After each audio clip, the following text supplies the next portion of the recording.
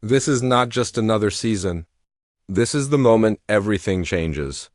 In just a few days, The Chosen returns with Season 6, and this time it's leading us straight to the cross, not slowly, not gently, but fully. And once the season begins, there's no turning back. Season 6 of The Chosen is not being treated like a normal season of television. It's being built like an event, the kind of event people prepare for, the kind that stays with you long after the screen goes dark. The creators have made it clear this is the most important chapter they have ever told. Filming alone shows how serious they are. Production lasted an incredible 86 days. That is massive for a show like this. And they didn't stay in one place.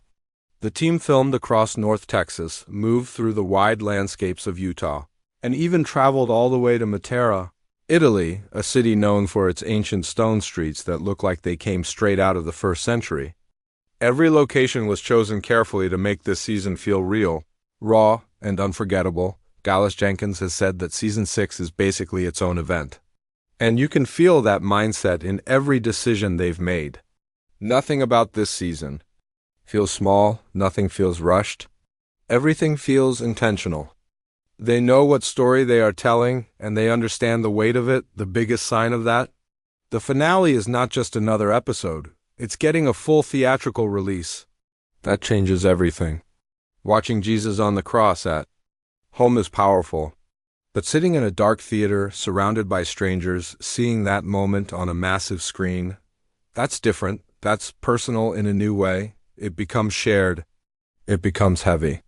It becomes something you experience, not just watch. And then there's the budget. Season 6 reportedly cost around $30 million. Let that sink in, and $16 million of that came directly from fans. That means people didn't just want to watch this story, they wanted to help bring it to life. That level of support says something. It shows how deeply this series has connected with its audience. The release plan is just as bold. Season 6 will arrive on Prime Video in 2026, though the exact date hasn't been confirmed yet. But the Crucifixion episode will hit theaters on May 12th, 2027, and the Resurrection will follow with its own theatrical release on March 31st, 2028. Landing right on Easter weekend, this isn't just a season, it's a journey. And it's leading us to the most painful, powerful moment in history. Season 6 does not ease us into the pain. It doesn't build slowly, it drops us straight into the storm. The very first episode begins with Jesus on trial. There is no calm introduction, no warm reunion, just tension in the air and the sound of doors closing behind him after the prayer. In Gethsemane, after he says, "Not my will, but yours be done," everything moves quickly.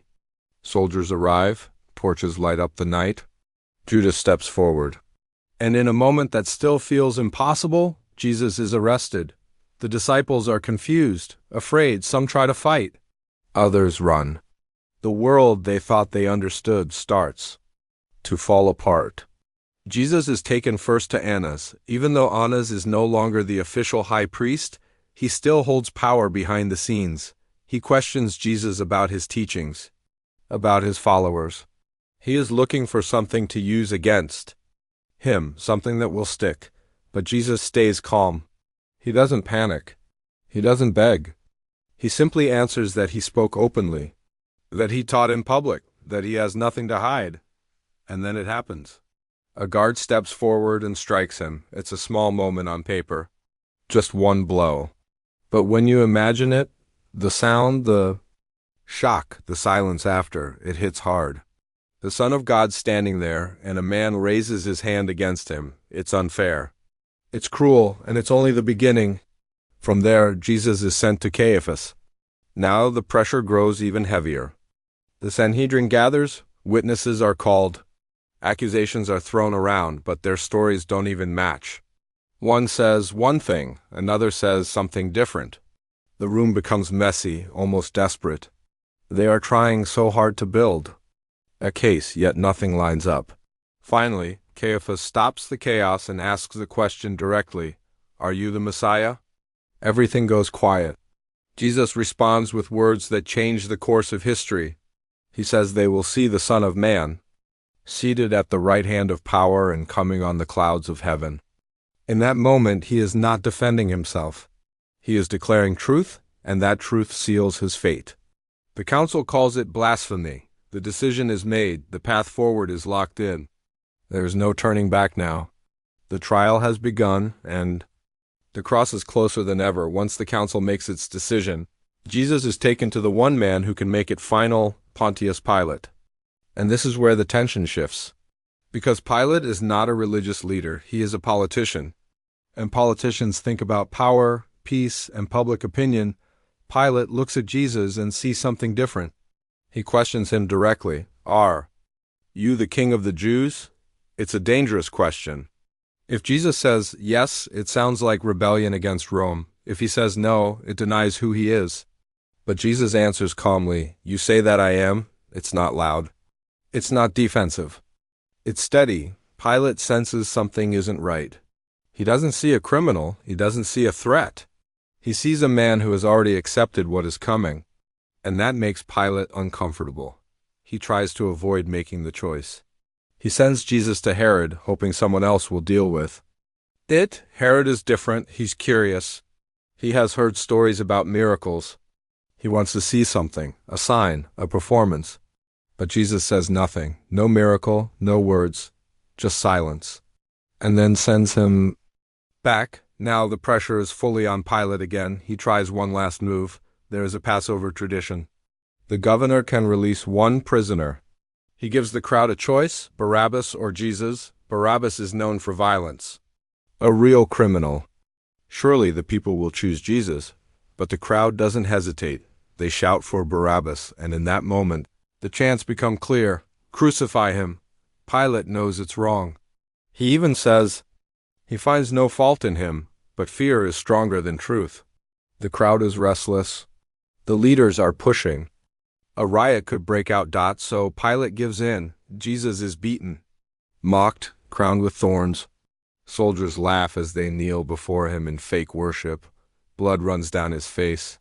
And Pilate washes his hands, saying he is innocent of this man's blood.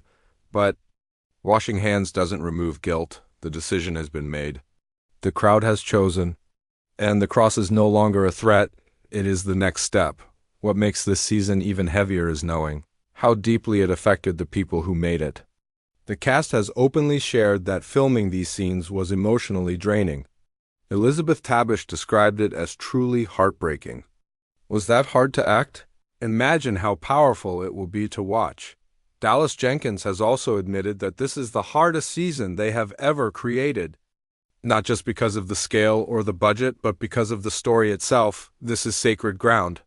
And telling them the right way carries a heavy responsibility.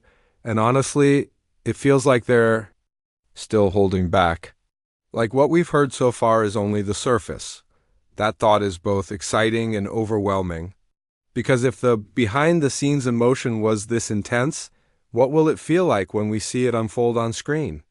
This isn't a season you casually watch while scrolling on your phone. This is one you prepare for, one you sit with, one you reflect on.